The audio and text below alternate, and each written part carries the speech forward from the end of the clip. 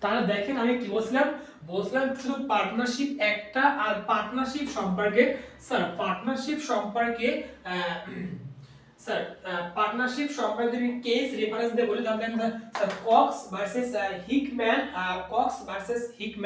1860 এর স্যার একটা সংজ্ঞা দেওয়া আছে, সংজ্ঞা বলা আছে স্যার ব্যবসা যখন কি শুধু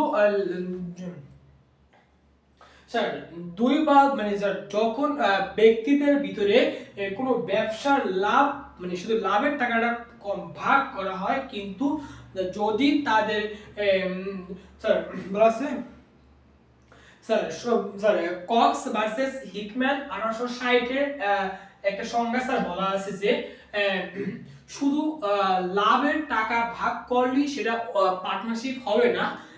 পার্টনারশিপ হতে হলে তাকে ওই লাভের টাকাটা যে কারণে আসছে ওই ব্যবসাটা তাদের কন্টিনিউ চালাতে হবে। যখন ওই ব্যবসাটা কন্টিনিউ চালানো হবে তখন সেটাকেই পার্টনারশিপ বলা যাবে এবং লাভের টাকাটা ভাগ করা যাবে। এটা বলা আছে কক্স ভার্সেস হিকম্যানের সংজ্ঞা। হ্যাঁ, এবং ব্যবসা কন্টিনিউ চলতে হবে এবং ব্যবসা চালানোর চুক্তি থাকতে হবে। তাহলে তাহলে কি এইগুলো পার্টনারশিপের সংজ্ঞা গেল, কেসের রেফারেন্স সংজ্ঞা সহ গেল, ঠিক আছে। এবার আসছে শর্ট মানে কি এই পার্টনারশিপের শর্টটা title title extent and comment comment commitment যাই হোক, এটা কি দেখেন, এটা বলা আছে দেখেন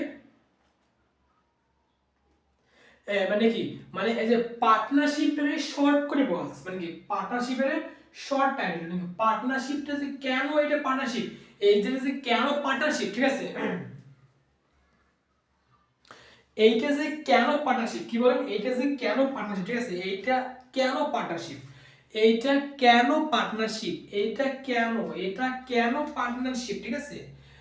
এটা কেন পার্টনারশিপ, এই পার্টনারশিপের শর্ট করে তিনটা ডিটেইলস লেখা আছে দেখেন। দিস ইজ অ্যাক্ট, এটা একটা আইন, মে বি হতে পারে, কল্ড দা পার্টনারশিপ অ্যাক্ট 1932 মানে কি ইট ইজ কল্ড, তাহলে 1932 অনুযায়ী এটা কি it is called this is act, মানে কি এই আইনটা, তাহলে শর্ট টাইটেল বলছে এটা কলম কেন, এইটা কয়রে বলছে, ইট ইজ মানে কি জানো, দিস ইজ মানে এইটা, এই একটা, মেবি হতে পারে, কল্ড ডাকা হতে পারে, দা পার্টনারশিপ অ্যাক্ট 1932, ঠিক আছে। দিস